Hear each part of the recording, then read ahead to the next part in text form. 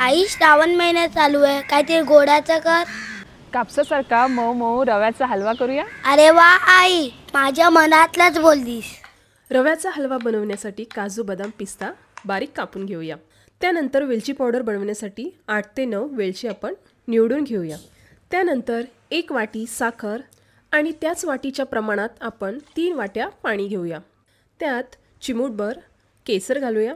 यामधली साखर विरघळेपर्यंत आपण हे पाणी गरम करून घेऊया. त्यानंतर पातेल्यामध्ये 1 चमचा साजूक तूप घालूया. तो वितळला की त्यामध्ये पाव वाटी बेदाणे घालूया. मस्त असे खरपूस तळून झाले की आपण ते एका वाटीमध्ये काढून घेऊया. नंतर त्याच पातेल्यामध्ये 2 ते 2.5 चमचे तूप घालूया. तूप गरम झालं की त्यामध्ये 1 वाटी बारीक रवा घालूया.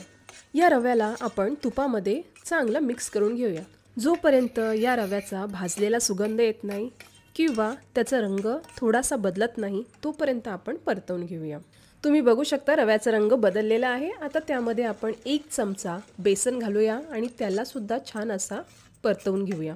जोपर्यंत बेसनाचा कच्चा वास जात नाही तोपर्यंत आपण परतवून घेऊया. तुम्ही इकडे बघू शकता रवा आणि बेसनचा मस्त असा तांबूस रंग आलेला आहे. तुम्ही रवा आणि बेसन एकदम लाल पण पडून देऊ नका, त्यामुळे हलव्याचा रंग कालपट येऊ शकतो. आता आपण यामध्ये गरम साखरेचं पाक घालूया आणि साखरेचं पाक घालताना थोडं थोडं करून घाला, नाहीतर अंगावर येऊ शकतं. आणि एका बाजूने पळीने सुद्धा हलवत राहा, म्हणजे गुठल्या राहणार नाही. तुम्ही याची कन्सिस्टन्सी बघू शकता, एकदम पातळ पण नाही आणि घट्टसर पण नाही आहे.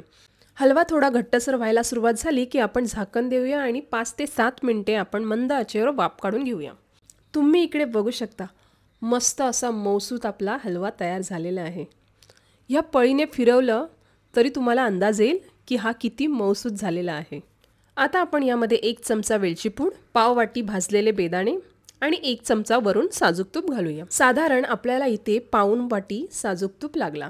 आता घातलेले सर्व पदार्थ आपण एकजीव करून घेऊया. तुम्ही बघू शकता मस्त असा आपला रव्याचा हलवा तयार झालेला आहे आणि हा एवढा टेस्टी लागतो ना, आणि लहान मुलांना तर एवढं आवडतं.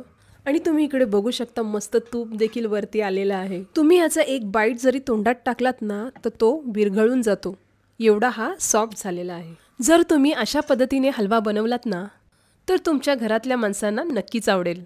आणि हा रव्याचा हलवा अजिबात सुका होत नाही. तुम्ही याला कितीही तास ठेवा, हा एकदम सॉफ्ट राहतो. तुम्हाला जर रव्याचा हलवा आवडला असेल तर सबस्क्राईब करायला मात्र विसरू नका. अशाच नवीन रेसिपीसाठी पुन्हा भेटूया. धन्यवाद.